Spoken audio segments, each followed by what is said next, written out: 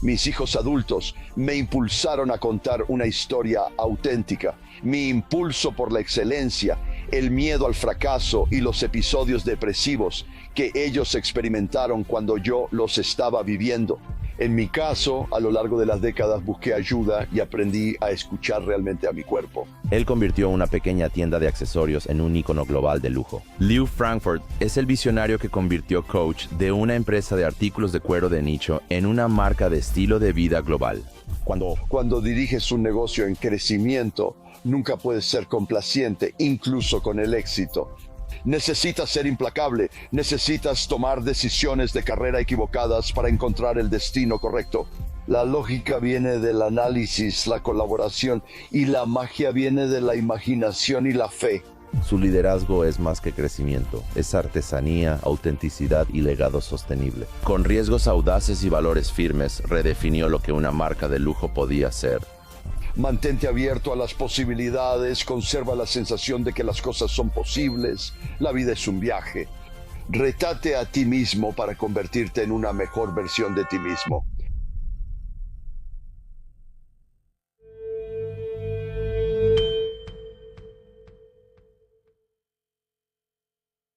Así que Lew, antes que nada, muchas gracias por venir al podcast. Estoy muy emocionado por esto. Supongo que mi pregunta principal para empezar es, 10 años después de que dejaste de ser entrenador, una década después de que, ya sabes, entre comillas, te retiraste de esa etapa de tu vida, ¿qué te motivó a codificar tu vida, ponerla por escrito, hablar sobre las cosas por las que pasaste? ¿Qué fue lo que te hizo escribir ahora, Bachman, que es el libro que va a salir? ¿Cuál es la historia del inesperado ascenso del coach? ¿Qué momento te motivó a actuar y escribir sobre ello? Eso es una excelente pregunta. En pocas palabras, mis hijos adultos, todos los cuales están involucrados de alguna manera en los negocios y con quienes tengo una relación muy cercana, en realidad me impulsaron a contar una historia auténtica que no solo habla de mis valores y de construir una marca icónica, sino también de mi impulso por la excelencia. El miedo al fracaso y los episodios depresivos que ellos experimentaron como mis hijos cuando yo los estaba atravesando. Y una de las razones por las que querían que hiciera esto era porque he estado orientando a personas de la generación Z, millennials, incluso de la generación X y baby boomers, personas de todas las edades. Tanto en empresas de portafolio donde estamos activos como amigos de amigos que han estado pasando por transiciones. Y casi invariablemente cuando me reúno con alguien que está pasando por algún tipo de transición, hay ansiedad, hay miedo y se animan cuando puedo compartir con ellos que no están solos, que es algo muy frecuente y muy común. ¿Y dónde? Hablo sobre las técnicas que he usado tanto para identificar los periodos bajos cuando se acercaban, como las acciones que tomé para evitar que empeoraran. Y para evitarlos, porque tu cuerpo no te miente. Así que cuando estás bajo estrés, lo que sientes puede convertirse en insomnio, puede volverse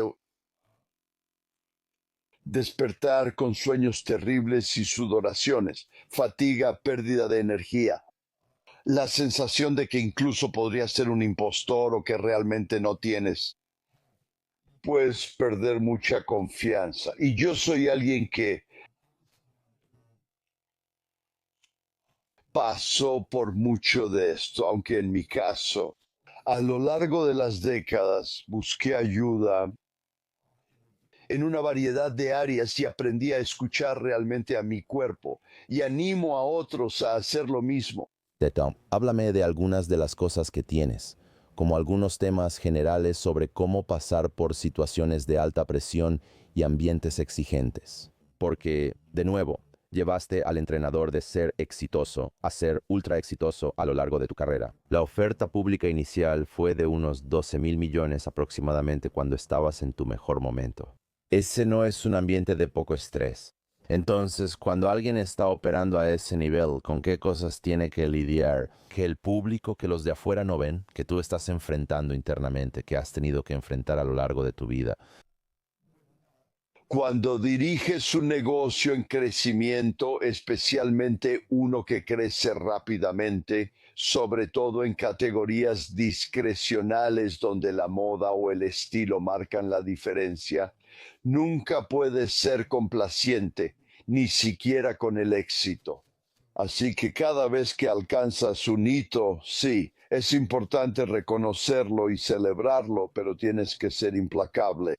Y al ser implacable, los trabajos de director general son 24/7. Y realmente estoy hablando de la cuota mental. Y realmente es muy importante encontrar formas de apagar eso, de poder compartimentalizar, no solo para tener equilibrio en la vida, sino también para renovarse y refrescarse. Y empiezo con el ejercicio, que es muy importante, como mencioné antes, escuchar a tu cuerpo. Y eso puede llevarte a un masaje, puede llevarte a la acupuntura, puede llevarte al yoga, puede llevarte a la terapia.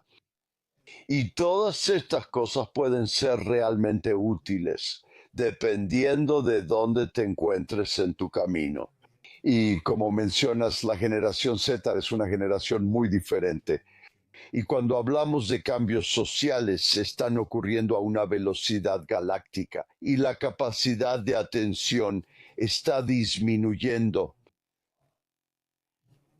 Los jóvenes buscan la autorrealización, buscan sentirse realizados. No hace mucho tiempo, si veías a alguien de 30 años graduado de universidad y le preguntabas cuántos trabajos tuvo desde que salió de la escuela, quizá 13, hoy en día son 6 o 7. Y cuando tus padres y yo íbamos a trabajar, la idea era que era una carrera y que no buscabas autorrealizarte. Tú buscabas la jerarquía de Maslow dependiendo de dónde estuvieras. Querías una vida mejor para ti y para los que te rodean. ¿Cuál fue el marco o el árbol de decisiones que seguiste en tu mente para descubrir dónde querías terminar? Dicho de otra manera, ¿siempre pensaste que querías ser un líder? ¿Querías trabajar en el mundo corporativo? ¿Desde joven sabías que querías construir algo grandioso? ¿O este camino hacia convertirte en director ejecutivo de coach fue más bien algo que simplemente sucedió? Fue resolviendo, probando y aprendiendo, llegando a distintos lugares en el camino. Es una combinación de cosas. Una de las cosas que, por mi experiencia y la de muchos otros, lo que suelo decir es que necesitas tomar decisiones de carrera equivocadas para encontrar el destino correcto. Y animo a las personas que tienen la libertad de explorar a que vean qué es lo que realmente les da satisfacción. En mi caso, desde los primeros días sentí que era un líder nato. Y no fui presidente del consejo estudiantil en Hunter College en mi último año. Y me postulé como activista en una plataforma contra la guerra. La guerra de Vietnam había dividido al país. Sentía que la justicia social era muy importante y siempre me guié por mis valores. Y cuando entré al gobierno de la ciudad sabía que quería servir. Quería mejorar la calidad de vida de Nueva York en Nueva York. Y comencé a trabajar inicialmente para un alcalde inspirador, John Lindsay, y durante los siguientes 10 años tuve una serie de puestos, culminando en dirigir Head Start en guarderías durante la crisis fiscal de la ciudad. Y sentía que mi cliente, por así decirlo, eran los niños y sus familias, y quería hacer todo lo posible para darles el mejor servicio con personal calificado, en instalaciones limpias y con los programas de apoyo adecuados. Así que estaba muy enfocado en el servicio y formé un equipo de personas con ideas afines que buscaban el bien común. Ahora, en ese periodo de tu vida, hubo un momento que encuentro muy interesante en tu historia. Te llamaron demasiado íntegro y eso fue lo que llevó a esa situación en particular, demasiado íntegro. Te ignoraron para un ascenso, lo que finalmente te llevó a convertirte en entrenador. Entonces, háblame sobre el concepto de ser demasiado íntegro. ¿Qué significa realmente eso? ¿Y qué dice eso sobre quién eres como persona y tu carácter y sobre lo que estás destinado a hacer en esta vida? Siempre he creído en decir la verdad al poder y me gusta decir la verdad informada al poder. No solo la opinión mejor pagada, sino una visión estudiada, considerando a todas las partes interesadas y todos los temas involucrados. Y cuando comencé en el gobierno de la ciudad, no estaba en un entorno donde mis líderes se preocuparan por el bien común en la medida que yo consideraba apropiada y justificada. Y encontré una oportunidad con alguien que se convirtió en mi mentor y eventualmente en un amigo muy cercano que realmente estaba enfocado en reducir la desigualdad educativa, que se preocupaba por los inmigrantes y llamémoslo la clase baja, personas que venían a Estados Unidos, para darles el tipo de herramientas con las que pudieran tener una vida mejor para ellos mismos y sus familias. Y eso fue muy motivador. Cuando acepté el trabajo de dirigir Head Start en guarderías durante la crisis fiscal de la ciudad, le dije al vicealcalde en ese momento, si hago esto, no quiero ninguna interferencia política porque ya es un trabajo bastante difícil como es. Y el trabajo realmente consistía en hacer que los programas cumplieran con las leyes federales y estatales, lo que significaba que yo tenía que hacerlo con análisis, revisar el porcentaje de niños que eran elegibles y que estaban recibiendo atención, porque necesitabas estar por debajo de cierto ingreso familiar. También necesitabas tener personal dentro de estos programas que estuviera calificado. No recibí ninguna interferencia del ayuntamiento. Sin embargo, en ese entonces había un congresista llamado Koch que vino a mi oficina y ya me habían advertido que estaba interesado en proteger un programa en particular. Y para ese momento mi equipo y yo ya habíamos hecho análisis y tratábamos de entender. Con base en un conjunto de criterios clasificamos los programas y ese programa en particular estaba en el 10% inferior de los programas. Solo tenía, por ejemplo, un 15% de niños elegibles, lo que significa que solo pudimos encontrar verificación de ingresos para 1 de cada 7 niños. Se presume que los otros 6 niños provenían de hogares más acomodados. Y le dije, congresista, me gustaría explicarle por qué creo que eso no es posible. Él dijo, no quiero ver eso, solo quiero que salves el programa. Muy educado, se fue. Poco me imaginaba que él se convertiría en mi jefe unos 18 meses después, cuando fue elegido alcalde de la ciudad de Nueva York. Así que él se convirtió en alcalde y yo seguí trabajando en la Agencia para el Desarrollo Infantil, Guarderías y Head Start. Y se presentó una oportunidad para básicamente tener la capacidad de influir en los contratos sindicales y en la fuerza laboral de la ciudad en Nueva York. Soy un gran creyente en la meritocracia y realmente creo que necesitas tener métricas para medir cómo trabaja la gente, ya sea en el gobierno o en otro lugar. Y me pasaron por alto a pesar de tener mucho apoyo dentro de la ciudad en Nueva York. Y cuando fui a ver al alcalde, me dijo en privado, Lu, eres demasiado íntegro. Y básicamente lo que quiso decir fue que no podía confiar en eso. Seguiría su autoridad como alcalde solo en situaciones donde sintiera que la ciudad estaría mejor haciendo otra cosa. Al pensar en lo que sigue tras este periodo y el próximo paso en tu carrera, también lo sería. Obviamente hay muchas buenas corporaciones allá afuera, pero creo que también hay muchas corporaciones donde la gente encontraría eso. Ser muy principiante puede ser un obstáculo para crecer en la corporación, según la empresa, ¿cierto? Entonces, háblame de eso, conozco tu personalidad, sé lo que representas. ¿Cómo lograste entrar al mundo corporativo en Estados Unidos y llegar a un puesto de liderazgo? Siendo quien eres y queriendo trabajar en una empresa que colabora con personas que tienen el mismo calibre y ética que tú.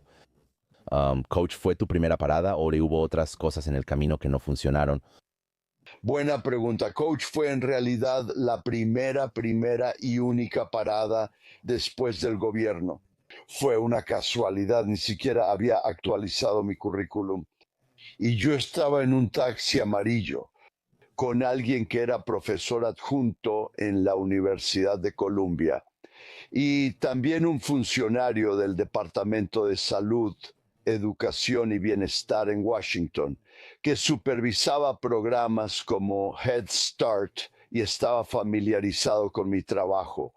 Acababa de hablar en una de sus clases de posgrado, donde había un estudio de casos sobre el trabajo que hice en guarderías. Compartimos un taxi hacia el centro y él me dijo, ¿qué haces para un no esencial? Y le dije, buena pregunta, no tengo idea, pero necesito dejar el gobierno.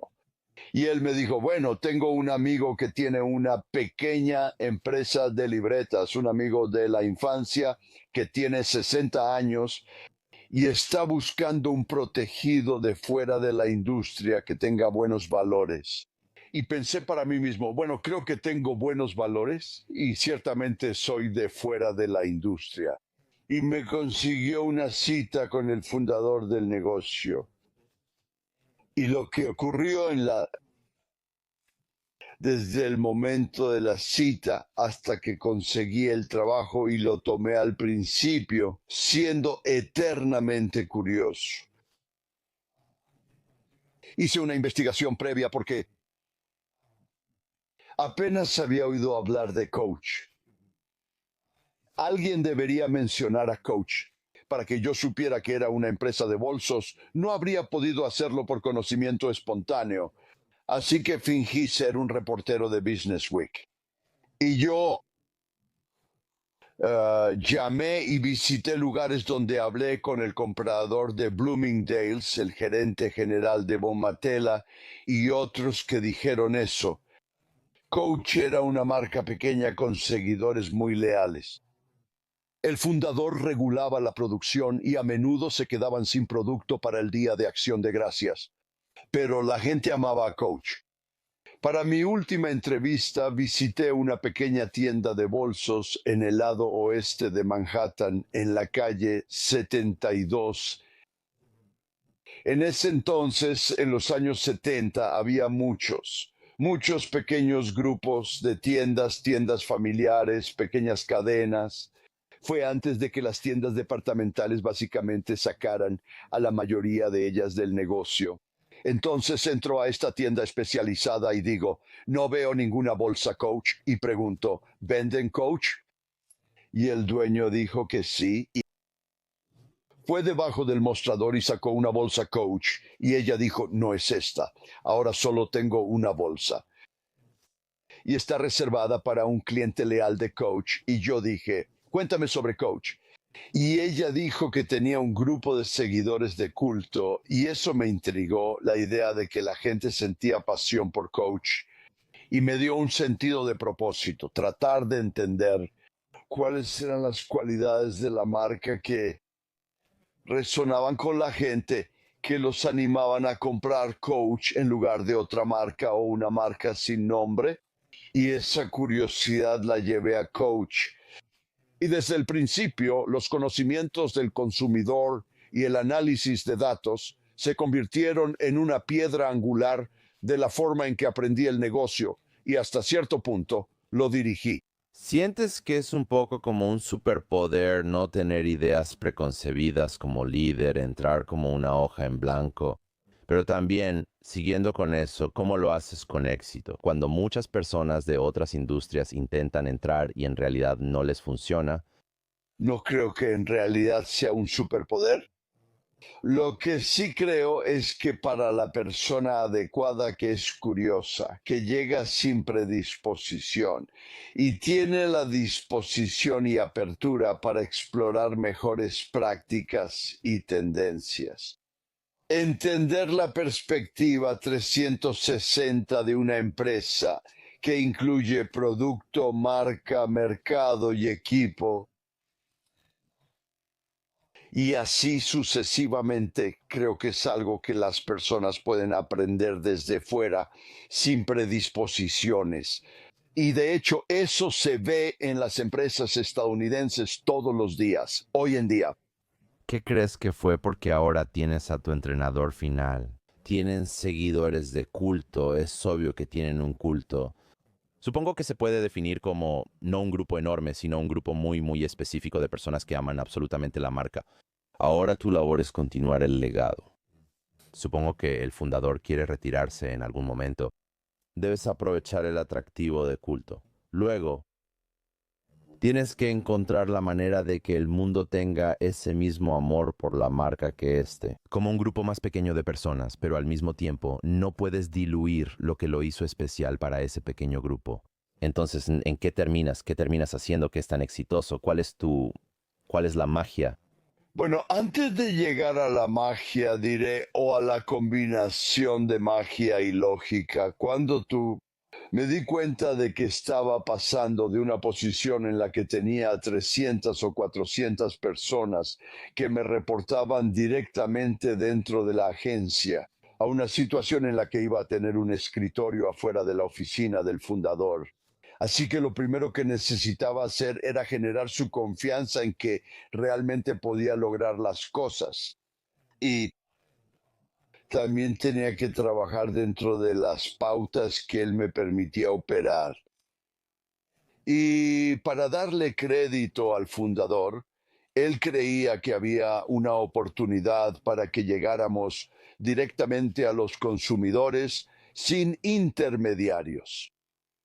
Porque cuando me uní a Coach, le vendíamos a cualquiera que pagara sus cuentas, incluso tarde, y no teníamos ningún negocio directo con el consumidor. Así que una de las primeras tareas que asumí fue emprender un negocio de pedidos por catálogo. Y para hacer eso tuve que aprender sobre el negocio de catálogos y tuve que aprender cómo se veía el éxito. Y utilicé mis habilidades de investigación para conocer a veteranos de la industria, estudiar las mejores prácticas y desarrollarlas. Desarrollamos un negocio de catálogos exitoso, pero incluso antes del negocio de catálogos, compartía el deseo de los fundadores de tomar el control de nuestro destino, porque yo también observaba marcas de todo el mundo, incluso antes de empezar en Coach, pero especialmente en los primeros 6 a 12 meses mientras estaba en Coach. Y hubo una marca que realmente llamó mi atención y era una pequeña marca francesa llamada Louis Vuitton. Y en ese momento solo tenían unas 20 tiendas y esa era la única manera en que distribuían su producto. No vendían a través del canal mayorista. Y tenían control total sobre el ambiente, sobre los niveles de servicio, sobre la comercialización. Y pensé para mí mismo que si pudiéramos abrir tiendas minoristas y realmente poder expresar toda la personalidad de la marca, eso llevaría a un crecimiento aún más rápido y a más lealtad. Y sería un laboratorio para nosotros para escuchar y ver en tiempo real lo que los consumidores dicen sobre el producto. 2 años después de que me uní a Coach, convencí al fundador para que nos permitiera abrir nuestra primera tienda de precio completo, que abrimos en la calle 65 con la avenida Madison, y fue en octubre. 40 pies por 11. Así que 450 pies cuadrados larga y angosta y con un sótano completo. Y por $25,000 creamos paredes tipo biblioteca y colocamos nuestras bolsas, que en ese momento eran bolsas de cuero en línea en los estantes, al estilo de una biblioteca. Así podías ver el fuelle y la variedad de colores. Y esa Navidad teníamos filas afuera de la tienda que llegaban hasta la esquina, a unos 30 metros de distancia, y supe que teníamos algo especial. Y si había una manera de escalarlo, seríamos un negocio muy exitoso, lo que yo llamaba un negocio multicanal. En ese momento no había otros fabricantes estadounidenses que tuvieran una cadena de tiendas. Todos vendían a terceros y algunos estaban empezando negocios de catálogos. Así que hicimos más de $1 millón en el primer año y en 450 pies cuadrados. El ticket promedio pudo haber sido de $100, lo que significaba muchas transacciones. Cuando dices oportunidades de crecimiento ilimitadas, ¿realmente había oportunidades de crecimiento ilimitadas o había cosas que tenían que añadirse para llevarlo al siguiente nivel? Así que sí, es multicanal, sin duda. De hecho, es interesante la elección que el fundador nunca había tomado. Creo que la forma moderna de decirlo es directo al consumidor, pero eso solo fue una decisión estratégica en ese momento. Y supongo que es un poco más caro tomar un producto y lanzar una tienda. Es más arriesgado que usar canales establecidos. Nunca he construido una marca para consumidores así. Es muy intensivo en capital. Y por supuesto, ahora que estamos en la era digital y quizás el 30% de las compras discrecionales en Estados Unidos, tal vez incluso más ahora, son en línea. Las marcas de tiendas que se han mantenido han reducido su presencia física para adaptarse a los cambios sociales, donde la gente gasta más en línea. Catálogo no requiere capital, así que empezamos con un negocio de pedidos por correo. El capital es el costo del catálogo, pero haces tus cuentas y entiendes, cuando sumas el costo del producto y el costo del marketing, ¿qué necesitarías para alcanzar el punto de equilibrio o ser rentable? Diré que siendo un forastero, aunque ya me lo había advertido alguien de adentro, antes de que abriéramos la primera tienda, que tal vez tendría que regresar al gobierno de la ciudad, me dijo, porque la primera tienda iba a fracasar por varias razones. Primero, nos sacarían de Bloomingdale's, que estaba a la vuelta de la esquina, y segundo, la gente no querría comprar Coach en su propia tienda. Y mucho antes de que abriéramos la tienda, mi colega que manejaba los ingresos de ventas me pidió que me reuniera con el presidente de Bloomingdale's, quien era un ícono, Marvin Traub, y fui a su oficina a solo unas cuadras de mi tienda Coach que estaba en construcción. Y entré a esta sala de conferencias, una sala de conferencias formal. Todos llevaban trajes menos yo en ese momento, pero el personal de la tienda departamental sí.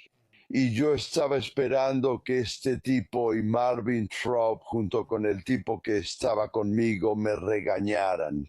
Y solo llevé a una persona más conmigo, el tipo que tenía las relaciones. Y él dijo, espera hasta que escuches lo que dice Marvin.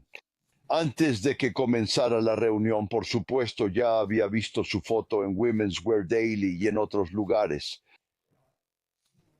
Él llegó a la sala de conferencias y preguntó si Lou podía salir. Y yo salí. Salí de la sala de conferencia, solo nosotros dos. Y me dijo, Lou, te voy a decir cuando entremos a la sala que estás haciendo la cosa menos de compañero que te puedas imaginar. Eso va a poner en peligro nuestro futuro y que no eres un buen compañero.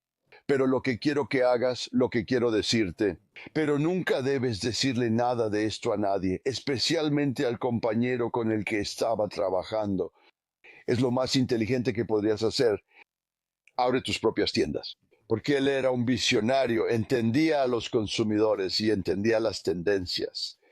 y los consumidores buscaban tener experiencias más íntimas con las marcas que apreciaban. Háblame sobre la idea de magia y lógica. ¿De dónde surgió esto?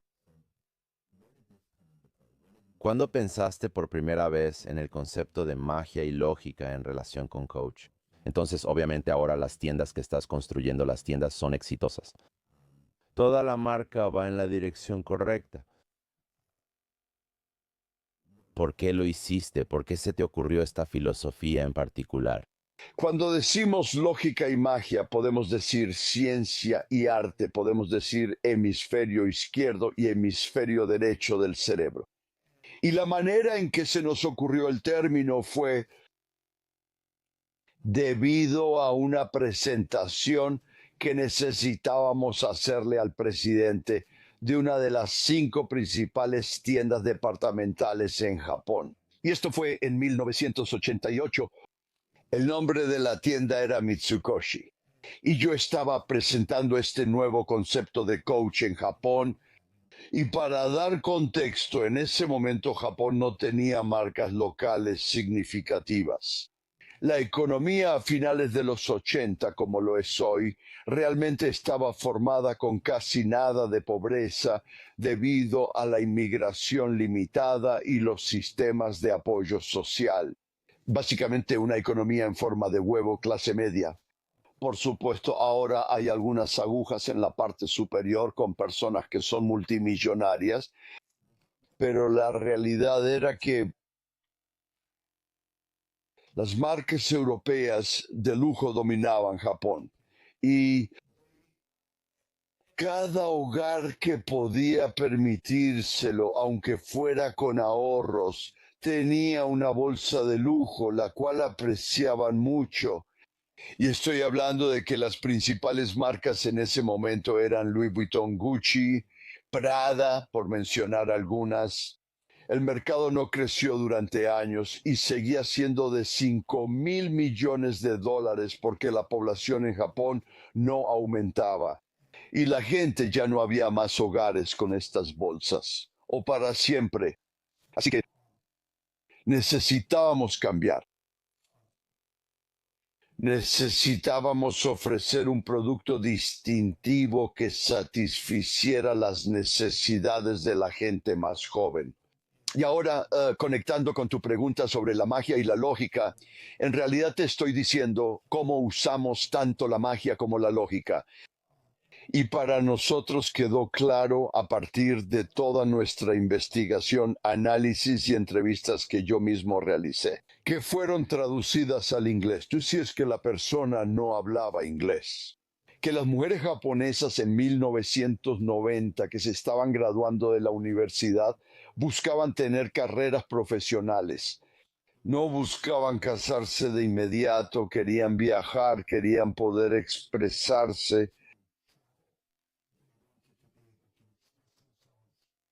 Y con esa tendencia social que evidenciamos por las turistas que venían a nuestras tiendas en Hawái, a minoristas de terceros como las tiendas libres de impuestos, y nuestro propio grupo de, para ese entonces, 10 o 15 tiendas, que estas eran mujeres jóvenes buscando un producto con el que pudieran identificarse emocionalmente, que además les ofreciera un buen valor. Y entramos a Japón insinuándonos como una alternativa a las marcas de lujo europeas, donde una bolsa promedio en ese momento podía costar 10.000 yenes, que serían $1.000 de una marca de lujo europea, mientras que una bolsa de Coach podría costar 40.000 yenes en Japón, que con esos 60.000 yenes de ahorro un consumidor podría ir a Taiwán o Corea por un fin de semana, pagar el vuelo, hotel y gastos, o podría ahorrar esos $600 para la renta de un departamento. Y nos insinuamos de manera efectiva como una alternativa, consiguiendo ubicaciones inmobiliarias privilegiadas. Esto es cuando abrimos tiendas. Entonces, regresando a 1988 con Mitsukoshi, compartí con el fundador la idea de que había cambios sociales. Eso se demostró mediante análisis e investigaciones. El atractivo de Japón por los productos Coach hechos en Estados Unidos se basaba en nuestra experiencia con las tareas japonesas. Así que tuvimos una presentación y necesitábamos ponerle un nombre a la presentación y la llamamos magia, una combinación de magia y lógica. Y el fundador, que en ese momento probablemente tenía 70 años y había sido una persona de carrera en Mitsukoshi durante 25 o 30 años, adoró el término magia y lógica. Y el la lógica viene de análisis, investigación de consumidores, aplicación rigurosa de métricas, colaboración, adaptabilidad. Y la magia viene de la imaginación y la creencia. Así que cuando hablamos de esto, yo tenía la creencia de que podíamos tener éxito con el consumidor japonés. Realmente lo sentía con mucha fuerza y estaba impulsado por cosas con las que yo estaba familiarizado, que es el análisis de datos, y tratar de medir dónde habían estado los consumidores, dónde estaban hoy y hacia dónde se dirigía. Y toda mi filosofía desde el principio fue encontrar a los consumidores hacia dónde iban, no dónde estaban hoy o dónde estuvieron ayer. Y así, al observarlos, son los nuevos consumidores quienes impulsan los negocios. Necesitas consumidores satisfechos para que compren una y otra vez. Y teníamos muchos consumidores satisfechos en Japón. Si apenas entráramos al mercado, serían nuevos consumidores. Y con esa frase nunca entró en la presentación. Y durante 10 o 15 años después, cada vez que me veía en japonés, me llamaba señor magia y lógica. Así que teníamos cenas, tú eres el señor magia y lógica, y nos abrazó. Y fue una sociedad muy exitosa que evolucionó durante un periodo de 20 años. Y después de esa reunión tan exitosa, empecé a usar el término magia y lógica en coach. Y hay lógica en la magia y hay magia en la lógica. Y ayudamos a construir una cultura de aprendizaje que realmente se enfocaba en la colaboración y en buscar el bien común. Así que cuando hablamos de una mentalidad de bien común, eso es lógica, lo necesitas. La magia está en creer en las posibilidades y la imaginación. La curiosidad es envolvente. Curiosidad es lo que yo llamo. Yo también lo llamo magia. Seguir tu instinto, hacerle caso a tu intuición es magia, pero no puedes seguir, no puedes usar solo uno de ellos. Siempre es una mezcla de magia y lógica y en ciertas empresas, marcas y productos es más magia, en otras es más lógica. Ahora estoy hablando de empresas que producen productos físicos que tienen conexiones emocionales con los consumidores. Porque una marca es simplemente la suma duradera de imágenes y asociaciones que las personas tienen cuando ven la marca o el producto. Hay un conjunto de imágenes y asociaciones, y si esas asociaciones son positivas, y en el caso de Coach eran muy positivas. Bolsos. Los bolsos son un objeto muy íntimo para las mujeres, porque lo abren 60 o 70 veces al día, lo tocan y lo sienten, sacan sus posesiones más importantes, menos hoy en día en la era digital que antes, porque casi puedes hacer todo en un iPhone, pero el iPhone necesita un lugar donde ponerlo junto con tus llaves. Productos de aseo y similares. Y en el caso de Coach usamos un cuero natural que seguimos usando, el cual desarrolla una pátina con el tiempo, se pule así que mejora con el tiempo. Y hoy en el mercado los artículos de colección se venden por más que muchas de las bolsas antiguas, a precios mucho más altos que los nuevos estilos que se están introduciendo hoy, porque son muy codiciados.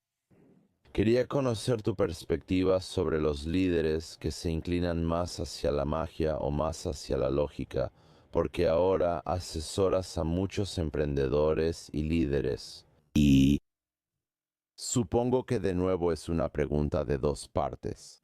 Primero que nada, ves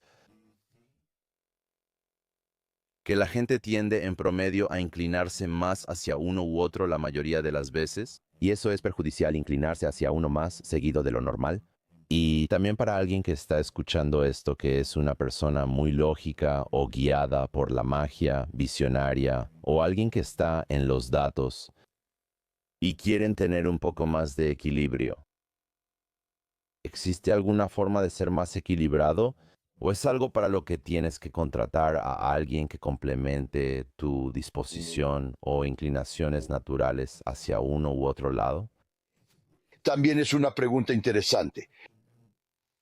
Y no es sorprendente, varía dependiendo de si es un servicio que estás presentando o un producto físico, si es un producto desechable que compras cada pocos días versus una compra discrecional, que es algo que conservarías por más tiempo y que tiene un valor duradero. Así que todo depende. Uno de mis trabajos al asesorar a líderes o al determinar si vamos a invertir en una etapa temprana en particular, el requisito es entender los superpoderes de esa persona en particular y no solo los superpoderes, sino también su verdadera naturaleza. Y si son colaborativos, receptivos a la retroalimentación, tienen una ética fuerte y se preocupan por los demás en lugar de solo por sí mismos.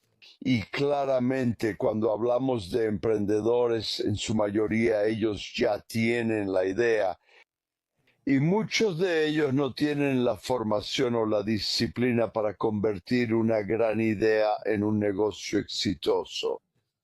Y lo que tratamos de hacer es complementar a ese fundador con otros que tengan habilidades complementarias y ayudar al fundador a respetar el valor de esas habilidades. Así que las disciplinas financieras son absolutamente críticas para cada startup en cualquier negocio. Y en la medida en que el fundador tiene una gran idea y es un visionario, pero realmente no se enfoca en la rentabilidad o en desarrollar planes estratégicos integrales para secuenciar las cosas. Necesitas buscar personas que los complementen y viceversa.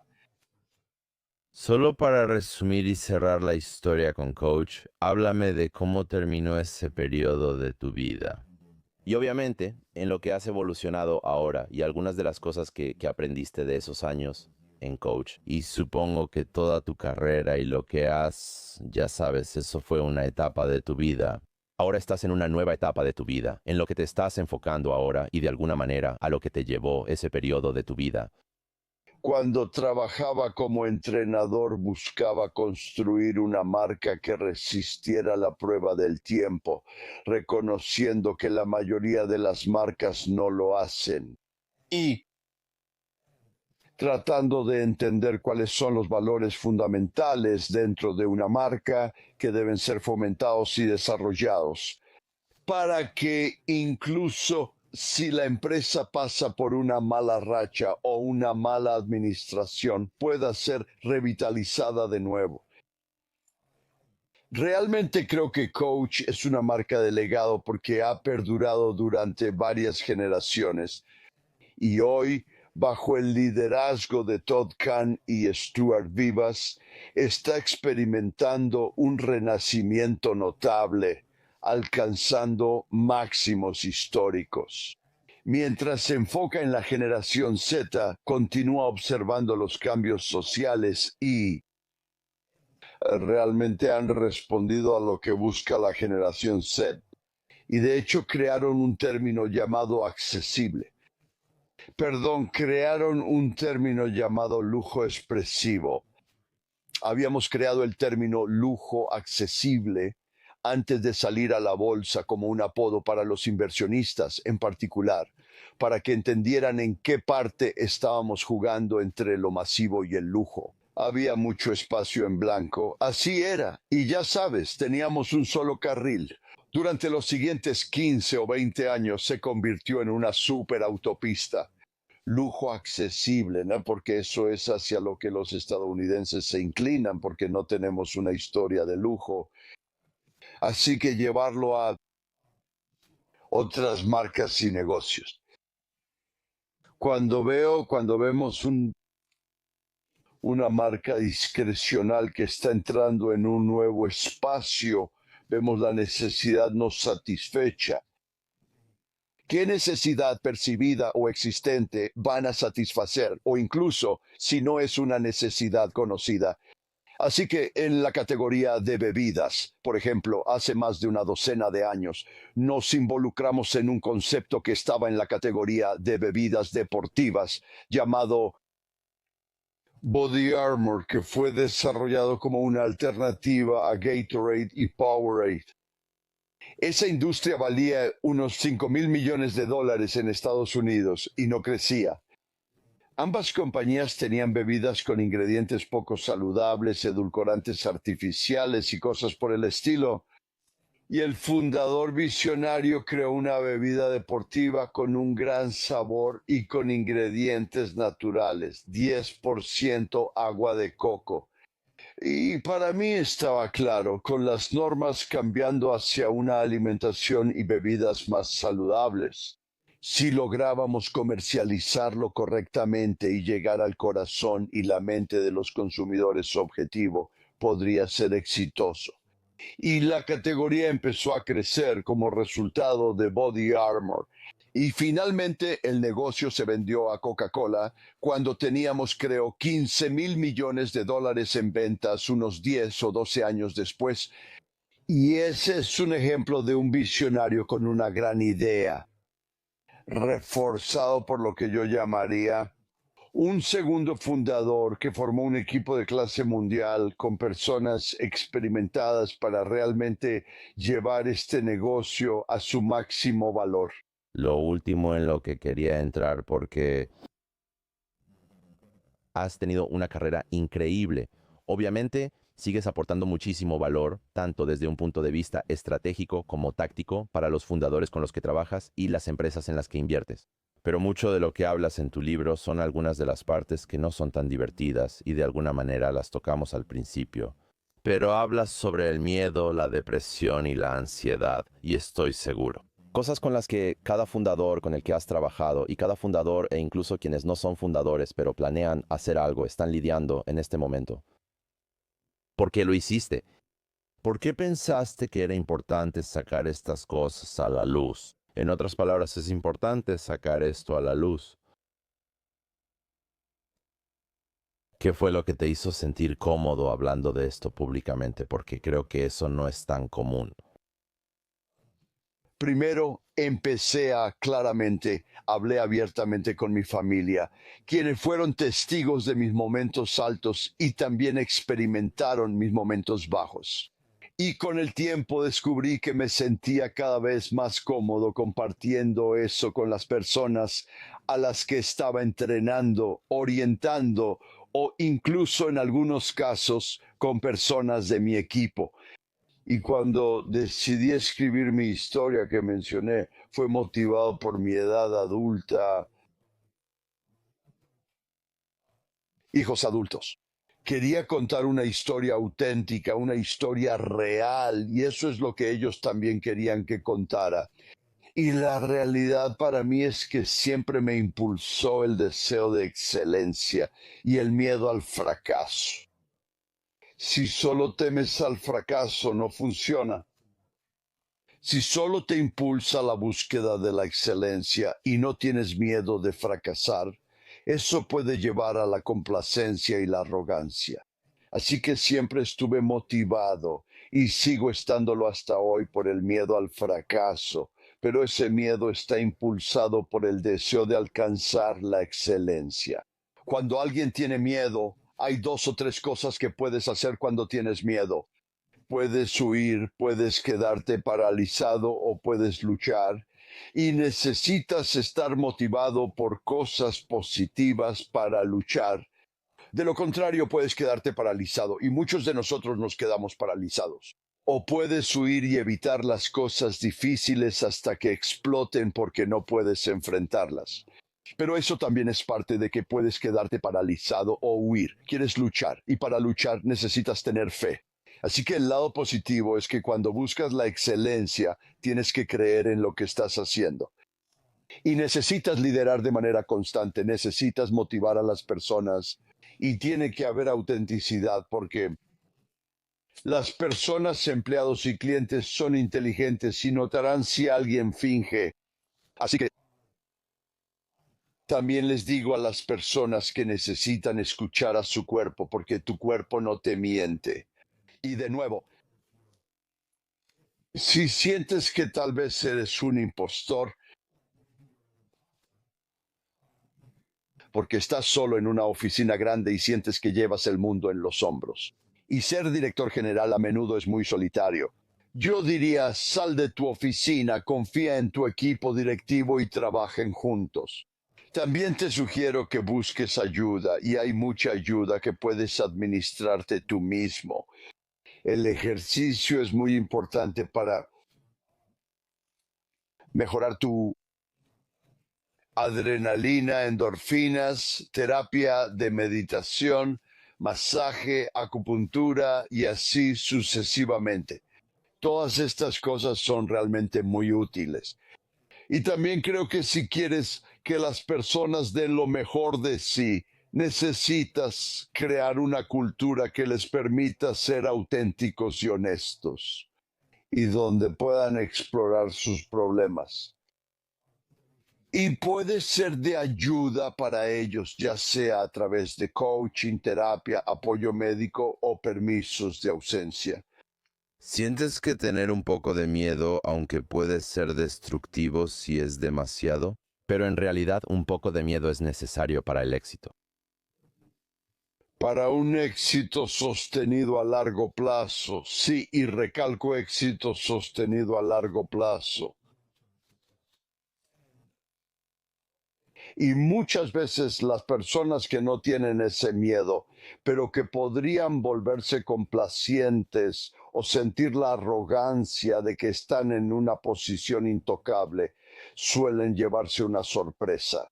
Y entonces tienen que trabajar el doble para transformar su negocio, para ponerse al día con los nuevos competidores o las tendencias cambiantes. ¿Hay alguna táctica específica que hayas usado a lo largo de tu vida que convierta el miedo en una acción productiva en lugar de solo paralizarte? O sea, sé que hay historias sobre cuando estabas antes de la oferta pública inicial y estabas estresado y tenías pesadillas. ¿Cómo superas eso? Tenazmente, porque realmente no es fácil. Y lo más importante, lo que todos deben saber es que no estás solo. Cada familia se ve afectada en algún nivel, en algún momento, por problemas de salud mental, ya sea una pérdida de motivación, episodios depresivos o incertidumbre sobre la vida. Y esa es la condición humana. Y creo que con el auge de la generación Z en la era digital, como dijiste antes, es mucho más abierto. La gente es mucho más abierta a la terapia, está abierta a convertirse en mejores versiones de sí mismos y a querer llevar una vida mejor. ¿Qué es lo que trato de hacer? En este momento estoy completamente enfocado en el propósito y las relaciones y siento que tener relaciones auténticas y reales es fundamental, al igual que el propósito. Hacer algo en lo que creo. Y cuando crees en algo y puedes, ya sea como entrenador en un equipo o dirigiendo un negocio, no solo es renovador, también es energizante y muy satisfactorio. Así que animo a las personas que están pasando por momentos difíciles a mantenerse activas, a buscar ayuda, a desarrollar rutinas que les exijan salir de quienes son No puedes quedarte estancado y la medicina a menudo ayuda. Si pudieras volver y aconsejar sabiamente a tu yo de 20 años, sería reconfortante. ¿Eso les ayudaría en su camino profesional? ¿Qué crees que sería? Mantente abierto a las posibilidades. Conserva la sensación de que las cosas son posibles. El optimismo es un factor fundamental y hay que estar dispuesto a probar cosas nuevas. No son para toda la vida porque muchas veces puedes encontrar tu mejor destino después de haber tenido otra experiencia. Eso te lleva a entender que no es ahí a donde quieres ir. Sé abierto, sé positivo, está dispuesto a hacer todo lo que se requiera en tu trabajo. Además, búscalo en la medida en que tengas discreción, es decir, que tengas los medios para no necesariamente ganar un sueldo la próxima semana o que tengas múltiples oportunidades. Busca una cultura afirmativa donde tus valores sean consistentes con los valores de la empresa y con la forma en que realmente los practican. Si tienes la oportunidad, busca un entorno de aprendizaje donde puedas encontrar mentores, ya sea personas o porque es un entorno de aprendizaje. Clases y cursos que te animen a tomar para ayudarte a desarrollar habilidades y un nivel de conciencia que quizá no tengas hoy. Me gusta mucho eso. Muy buena respuesta. Tu libro, Así que Bachman, la historia detrás del improbable ascenso del entrenador, que sale el 14 de octubre, puedes conseguirlo en cualquier librería. Yo diría, si alguien toma este libro, ¿qué sería? Y si solo pudieran llevarse una lección de esto, la lección más importante, ¿cuál esperarías que se llevaran de esto? La vida es un viaje. Mantente abierto a las posibilidades. Desafíate a ti mismo para convertirte en una mejor versión de ti.